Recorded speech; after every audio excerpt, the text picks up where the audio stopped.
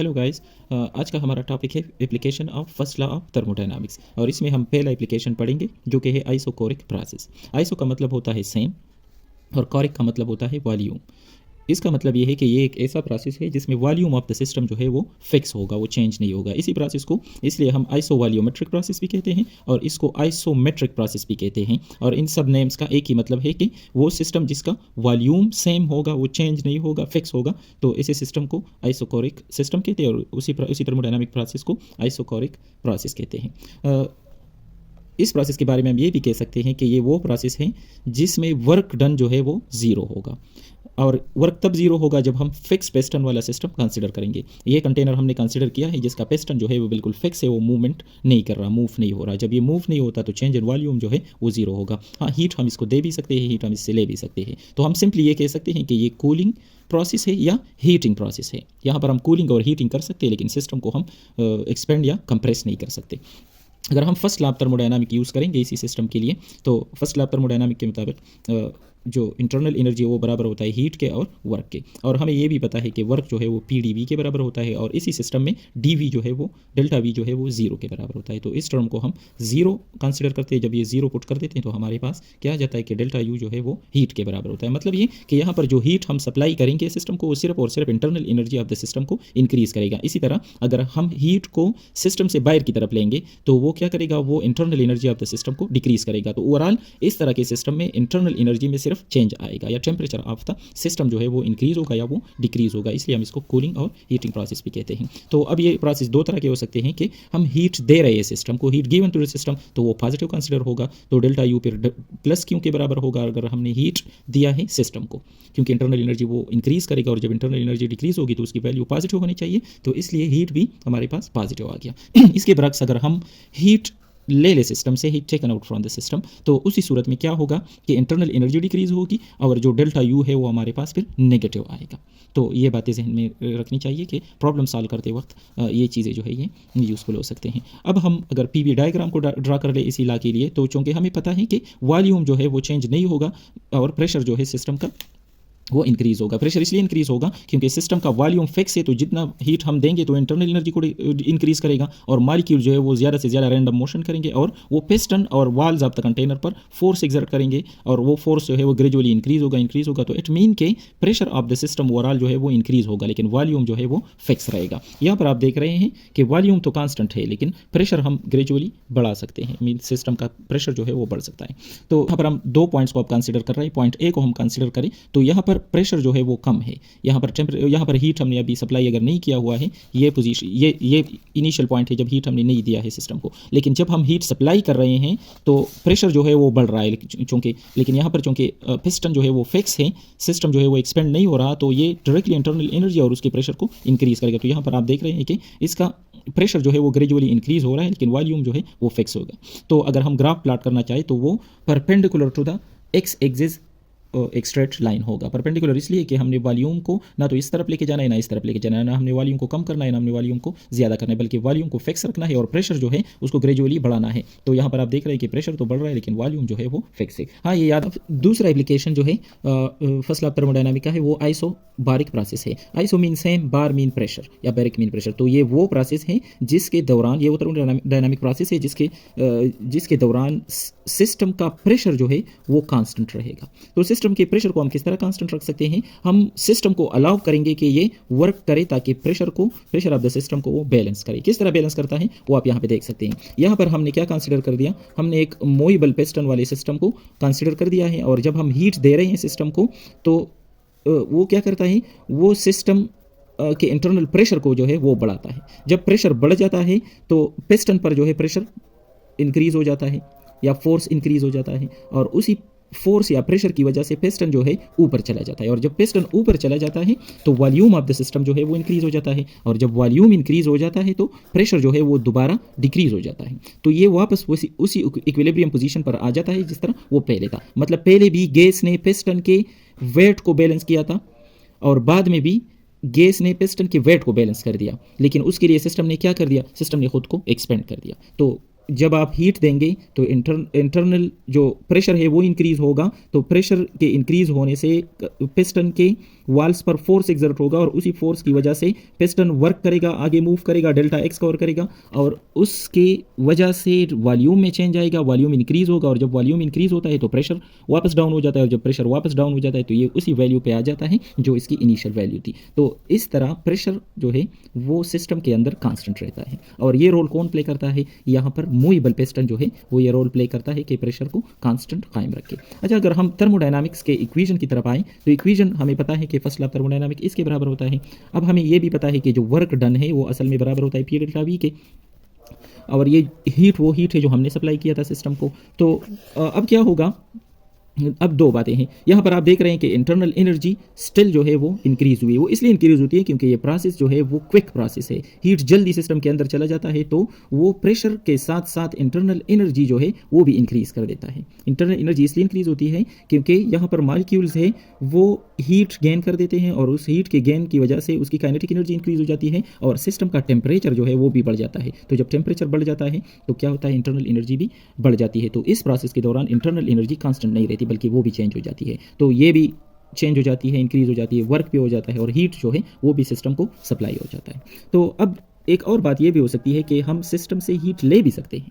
अगर सिस्टम से हम हीट लेंगे तो फिर क्या होगा, फिर अंदर जो प्रेशर है मॉलिक्यूल्स का पिस्टन पर वो कम हो जाएगा और पिस्टन अपनी वेट की वजह से इस पर फोर्स एक्सर्ट करेगा सिस्टम के अंदर गैस पर और गैस को वो कंप्रेस करेगा। पर जब गैस कंप्रेस होगा तो चेंज इन वॉल्यूम फिर आएगा, लेकिन इस टाइम वॉल्यूम जो है वो डिक्रीज होगा और वॉल्यूम जब डिक्रीज हो जाता है तो क्या होता है, प्रेशर वापस इंक्रीज हो जाता है। तो जो प्रेशर हीट के लॉस की वजह से कम हुआ था वो वॉल्यूम के डिक्रीज होने के साथ दोबारा कंपेंसेट हो गया, उसकी तलाफी वापस हो गई। तो अब इस ला के दो एस्पेक्ट्स हैं इस एप्लीकेशन के कि ये हो सकता है कि हमने हीट जो है सिस्टम को दिया हुआ है, जब हम हीट सिस्टम को देंगे तो ज़ाहिर सिस्टम एक्सपेंड होगा और एक्सपेंशन की वजह से जो वर्क होगा वो नेगेटिव होगा। वर्क नेगेटिव होगा तो फिर क्या होगा, इक्वेशन जो है वो कुछ इस तरह बनेगा। अच्छा, यहाँ पर आप देख रहे हैं इसमें प्रेशर डिक्रीज होगा और यहाँ पर आप देख रहे हैं प्रेशर इसलिए डिक्रीज होगा, वर्क जो है यहाँ पर नेगेटिव होगा। और अगर हम क्या करें, हीट को हम लेंगे सिस्टम से, मतलब ये कि सिस्टम ने थोड़ा सा हीट जो है वो रिलीज़ कर दिया बाहर एनवायरनमेंट की तरफ। जब हीट रिलीज़ होगा तो ज़ाहिर है सिस्टम जो है वो कंप्रेस होगा, पिस्टन वर्क करेगा गैस पर, तो पिस्टन नीचे की तरफ आएगा तो work done on the system हो गया। और हमें ये पता था शुरू से कि ऑन द सिस्टम वर्क जो है वो पॉजिटिव होता है, लेकिन इस प्रोसेस और इस प्रोसेस दोनों प्रोसेस के दौरान प्रेशर जो है वो कांस्टेंट रहेगा, चेंज सिर्फ वॉल्यूम में आएगा। और यहाँ पर आप देख रहे हैं कि हमने ये पॉजिटिव कंसिडर किया है, लेकिन यहाँ पर हीट हमने नेगेटिव इसलिए कंसिडर कर रहे हैं क्योंकि हीट जो है वो बाहर की तरफ जा रहा है, it is actually leaving the system. और यहाँ पर हमने हीट को पॉजिटिव कंसिडर किया है क्योंकि हम हीट सिस्टम को दे रहे हैं, सिस्टम से ले नहीं रहे हैं। अच्छा, अब हम PV diagram of the isobaric process consider कर रहे हैं। जैसा कि उसके नाम से जाहिर है कि इसमें प्रेशर कांस्टेंट होगा, तो ये लाइन जो है ये कांस्टेंट रहेगा, मतलब प्रेशर जो है ना तो ये ऊपर की तरफ जाएगा ना नीचे की तरफ आएगा। हाँ, अलबत्ता वॉल्यूम जो है वो चेंज होगा क्योंकि यहाँ पर सिस्टम को हम हीट दे रहे हैं तो वर्क ऑन द सिस्टम होगा, पिस्टन मूव करेगा तो वॉल्यूम इंक्रीज होगा। लेकिन अगर हम हीट ले रहे हैं सिस्टम से तो फिर क्या होगा, वर्क ऑन द सिस्टम होगा, बाय द सिस्टम नहीं होगा। हीट देने में बाय द सिस्टम होता है, हीट लेने में ऑन द सिस्टम होता है। तो हीट लेंगे तो वॉल्यूम डिक्रीज होगा, हीट देंगे तो वॉल्यूम इंक्रीज होगा। तो यहाँ पर आप देख रहे हैं कि इस पॉइंट पर पहले वॉल्यूम ए है सिस्टम का, अब हमने हीट दिया सिस्टम को तो क्या हुआ, वॉल्यूम जो है वो सिस्टम का इंक्रीज होकर VB बन गया, VE से VB बन गया। लेकिन प्रेशर आप देख रहे हैं कि इसी पॉइंट पर भी वही प्रेशर है, इस पॉइंट पर भी वही प्रेशर है। इस प्रोसेस को हम रिवर्स में भी ले सकते हैं, लाइक हमने हीट अब सिस्टम से लिया, VB पर होता, सिस्टम इनिशियली VB पर था, इसका वॉल्यूम ज़्यादा था, हमने हीट जो है सिस्टम से ले लिया। सिस्टम से हीट लेते हैं तो उसका इंटरनल एनर्जी और इंटरनल प्रेशर जो है वो डिक्रीज़ होगा तो सिस्टम भी कंप्रेस होगा, वॉल्यूम कम होगा तो प्रेशर जो है वापस इंक्रीज़ होगा, प्रेशर बैलेंस हो जाएगा तो सिस्टम जो है वो कंप्रेस होगा। तो इसको हम फिर इस डायरेक्शन में लेते हैं क्योंकि वॉल्यूम जो है वो डिक्रीज़ हो रहा है और work done on the system हो रहा है। ये वाला जो है ये बाय द सिस्टम है क्योंकि सिस्टम जो है सिस्टम का वॉल्यूम इंक्रीज़ हो रहा है, ये ऑन द सिस्टम है ये वाला एरो क्योंकि सिस्टम जो है वो कंप्रेस हो रहा है और उसकी इंटरनल एनर्जी जो है वो बढ़ रही है। हाँ, इसी ग्राफ में चूँकि वर्क यहाँ पर हुआ है तो इस ग्राफ का एरिया जो है ये हमें work done during this process देगा, इस ग्राफ का एरिया। हाँ, और वर्क जो है वो भी पॉजिटिव भी हो सकता है और वर्क नेगेटिव भी हो सकता है। मतलब हमने ये पहले भी पढ़ा था कि work done by the system जो है वो नेगेटिव होगा जब ये एक्सपेंड करेगा और work done on the system जो है वो पॉजिटिव होगा जब ये कंप्रेस होगा, सिस्टम जो है जब वो कंप्रेस होगा। तो यही कुछ था आइसोबारिक प्रोसेस के बारे में। जो फर्स्ट लॉ ऑफ थर्मोडायनामिक का है वो है isothermal process. Iso mean same, therm mean temperature. तो अब ये एक ऐसा प्रोसेस होगा जिसमें सिस्टम का टेम्परेचर जो है वो चेंज नहीं होगा। सिस्टम का टेम्परेचर अगर चेंज नहीं होगा तो हमें ये पता है कि इंटरनल एनर्जी जो है वो डिपेंड करती है टेम्परेचर पर, लेकिन अगर टेम्परेचर कांस्टेंट रहे तो ज़ाहिर है कि फिर इंटरनल एनर्जी जो है वो भी कांस्टेंट रहेगी और उसमें चेंज जो है वो जीरो रहेगा। तो फर्स्ट लॉ ऑफ थर्मोडायनामिक्स को अगर हम लिखना चाहें तो फिर कुछ यूँ बनेगा कि सिस्टम की इंटरनल एनर्जी जो है वो जीरो होगी। लेकिन फिजिकली हम इस सिस्टम को किस तरह कंसिडर करेंगे, तो इस सिस्टम को हम कैसे कंसिडर करेंगे, इसको हम ऐसे कंसिडर करेंगे कि एक मूवेबल पिस्टन वाला सिस्टम लेके बिल्कुल उसी तरह का सिस्टम है जो हमने कंसिडर किया था आइसोबारिक प्रोसेस में, जहाँ पर हम हीट दे रहे थे और सिस्टम जो है वर्क कर रहा था। तो ये सिस्टम बिल्कुल उसकी तरह है। लेकिन अब ये क्वेश्चन जहन में आता है कि वहाँ पर इंटरनल एनर्जी में चेंज आ रहा था, लेकिन यहाँ पर इंटरनल एनर्जी में चेंज नहीं आ रहा। हालांकि प्रोसेस वही है, हीट हम दे रहे हैं, पिस्टन मूव कर रहा है, वर्क हो रहा है, या हीट हम ले रहे हैं, पिस्टन मूव कर रहा है डाउनवर्ड और फिर भी वर्क हो रहा है ऑन द सिस्टम। लेकिन इंटरनल एनर्जी यहाँ पर क्यों जीरो होगी? वो इसलिए जीरो होगी कि ये प्रोसेस बहुत स्लो होगा बनिस्बत वो जो आइसोबारिक प्रोसेस है। वो क्विक प्रोसेस था, ये एक्सट्रीमली इन्फिनिटेसिमल स्लोली प्रोसेस होगा। मतलब कि हम एक दिन में लेट सपोज 1 जूल वर्क करते हैं, दूसरे दिन फिर 2 जूल हीट जो work I mean heat provided like this. Heat जो है हम बहुत ग्रेजुअली प्रोवाइड कर रहे हैं। तो ये हीट जो है ये बजाय इंटरनल एनर्जी के सिर्फ और सिर्फ वर्क डन में कंज्यूम होगी। मतलब हम वेट करेंगे कि जो हीट हमने सिस्टम को दिया हुआ है वो सारा के सारा वर्क डन में कंज्यूम हो जाए, तब हम नेक्स्ट स्टेप में थोड़ा और हीट जो है सिस्टम को प्रोवाइड करेंगे। तो अगर प्रोसेस एक्सट्रीमली स्लो होगा तो उसमें क्या होगा, internal energy of the molecules increase नहीं होगी, सिर्फ और सिर्फ वो क्या करेगा, वर्क जो है सिस्टम में करेगा। अच्छा, सिस्टम पर वर्क करेगा या सिस्टम वर्क करेगा इन्वायरमेंट पे? लॉ को अगर हम अब लिखना चाहें तो कैसे लिखेंगे? ये जीरो हम पुट कर देते हैं फर्स्ट लॉ ऑफ थर्मोडायनामिक्स में। यहाँ पर हमने नेगेटिव इसलिए क्योंकि वर्क बाय द सिस्टम है, मीन हीट जो है हमने सिस्टम को दिया हुआ है, और हीट जब हम सिस्टम को देते हैं तो वो पॉजिटिव आना चाहिए। तो जब वो पॉजिटिव लेकर आना चाहते हैं हम तो ये ज़रूर नेगेटिव होगा, या सिंपल वो फर्स्ट कन्वेंशन आप फॉलो करें कि work done by the system जो है वो नेगेटिव होगा, क्योंकि हमने हीट सप्लाई किया है तो सिस्टम एक्सपेंड होगा तो वर्क बाय द सिस्टम है और वो नेगेटिव होगा। तो इंटरनल एनर्जी तो जीरो होगी इस प्रोसेस में, वो जीरो हो गई, इस तरह बन गया। इसको हम इस तरफ शिफ्ट करते हैं तो क्यों जो है उसकी वैल्यू है वो पॉजिटिव आ गया, और वर्क डन जो है यहाँ पर जाहिर कर रहा है अब हीट को। तो हीट की वैल्यू पॉजिटिव आ गई। यहाँ पर एक मिसकंसेप्शन होती है स्टूडेंट्स की कि यहाँ पर तो वर्क नेगेटिव है लेकिन यहाँ पर वर्क की वैल्यू पॉजिटिव है। यहाँ पर वर्क की वैल्यू है, यहाँ पर ये हीट की वैल्यू को जाहिर कर रहा है, तो हीट की वैल्यू पॉजिटिव आ गई लेकिन वर्क की वैल्यू नेगेटिव है।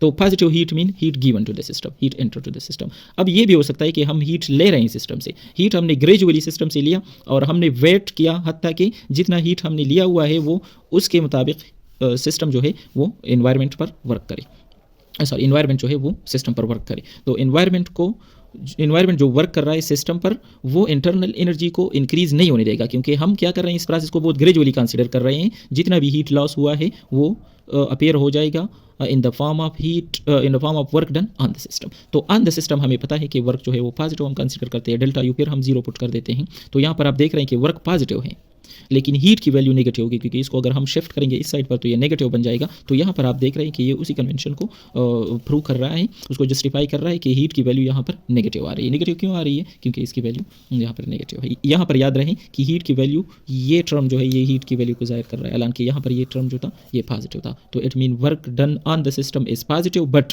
हीट लिबरेटेड या heat given off by the system हमेशा क्या होता है, वो नेगेटिव होता है। तो इसलिए हीट की वैल्यू यहाँ पर आप देख रहे हैं कि ये नेगेटिव आ गई। अच्छा, अगर हम इसकी भी पीवी डायग्राम को कंसीडर करें तो क्योंकि इस प्रोसेस में वॉल्यूम इंक्रीज हो रहा है और प्रेशर में भी चेंज आ रहा है सिस्टम के, तो क्या होगा, अगर ये इस पॉइंट पर पहले है ए पर, तो यहाँ पर प्रेशर की वैल्यू है पी ए और यहाँ पर वॉल्यूम की वैल्यू है वी ए। तो जब ये हम हीट दे रहे हैं सिस्टम को तो ये डायरेक्शन हम कंसीडर करेंगे, और work done by the system है यहाँ पर, तो सिस्टम जो है वो एक्सपेंड हो रहा है और उसकी प्रेशर की वैल्यू जो है वो डिक्रीज हो रही है। लेकिन अगर हम इसके बरक्स रिवर्स प्रोसेस में जा रहे हैं, मतलब ये कि हम हीट जो है सिस्टम से ले रहे हैं तो वर्क ऑन द सिस्टम होगा और प्रेशर जो है वो इंक्रीज होगा। लेकिन याद रहे कि इस प्रोसेस के दौरान किसी भी पॉइंट में, इस लाइन पर किसी भी पॉइंट को आप कंसिडर करेंगे तो इस सारे पॉइंट्स पर टेम्परेचर की वैल्यू जो है वो कांस्टेंट रहेगी, और यही वजह है कि आइसोथर्मल प्रोसेस की पीवी डायग्राम के कर्व की जो लाइन है उसको आइसोथर्म भी कहते हैं।